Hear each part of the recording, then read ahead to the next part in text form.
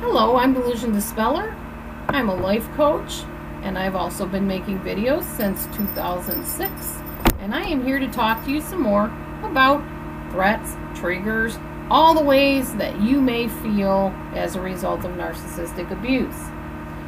So, triggers. Some of these stay with you for a long, long time. Some of these can stay with you for a lifetime if you don't heal from the abuse. A lot of times your mother or father's disapproving voice is what's going on, and it eventually turns into your own disapproving voice, an inner voice that's constantly calling you names, putting you down, sometimes telling you shouldn't try that, you're too dumb, you know you're clumsy, you'll just ruin things, you're just gonna knock things over, you're gonna hurt yourself. What were you thinking trying to do that?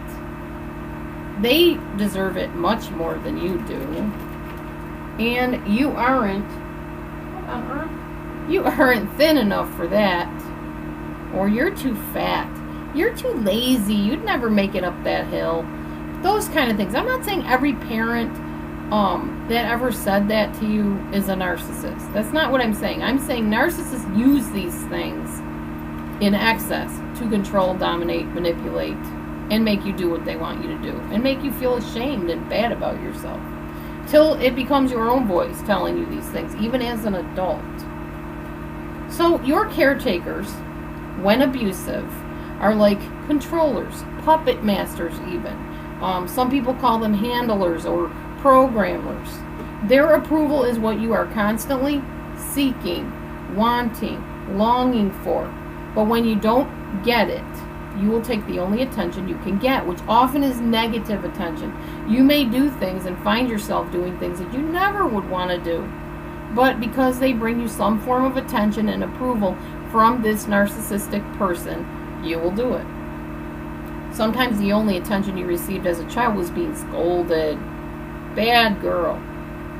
You didn't make mommy proud today. You embarrassed me in front of those people. Shame on you. There's another one. When the parent or egg donor, if it happens to be a narcissist, stopped scolding you for a moment, you thought, oh good, at least they're not scolding me right now. But then it got quiet and you got used to the scolding, and that meant attention. So then you acted up again to try to get their attention, and they didn't know what to do with you because you were a shaming force in their life. You were making them look bad. So then the abuse started up again, and it's like a vicious cycle, and it goes different ways with different narcissistic people, but basically it's a cycle that you act up, they react, they stop reacting, you act up to get them to act, etc. You know the drill. Okay, you become an adult, like I said, doing things that you really don't even approve of. This is called cognitive dissonance, because you're going against what your brain is telling you believe in and what is right for you. And you're like, what am I doing this for? This is not me at all, but I'm finding myself doing this. I think in the Bible there's an apostle, Paul, that said the same thing. The things that I want to do, those things I don't do, and the things that I don't want to do, I find myself doing those things. I think that's a good example of cognitive dissonance. Okay, so I'm going to go down on my notes here just a second. Got my other little computer up here that I'm looking at. So you act up in in future relationships, basically trying to get a reaction out of people, just like they were your caretaker that you were trying to get a reaction from.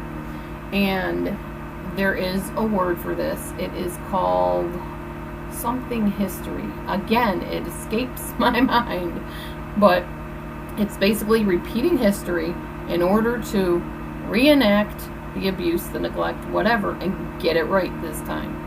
So, yeah, it's not a good, I think it's historic reformation, or I don't know. If anybody knows what that definition is, please let me know.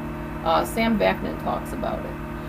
Okay, so you often find yourself in relationships that are very familiar to what you grew up with, where you're doing your mate's bidding without question, where there's fear of consequences if you refuse to do what they say. Before long, you forget who you used to be, or who you are, or who you were, and who you were moving forward toward becoming. And you concede to be the puppet that your puppeteer, your caretaker, and eventually mate, friend, teacher, pastor, whoever want you to be. It is all that you've ever known. It's all that you've come to have known. And you were put here to be used, is what you're thinking in your head. This is my only purpose, is to do this person's bidding, to do everybody's bidding. I am just a person that's here to be used and do whatever anybody else wants. Okay, on that note, I'm going to conclude here. I'm going to make this a quick conclusion. Subscribe so you don't miss any other future videos. Welcome if you're new. Thank you for coming. Eyes wide open, moving forward. Stay tuned for the next video.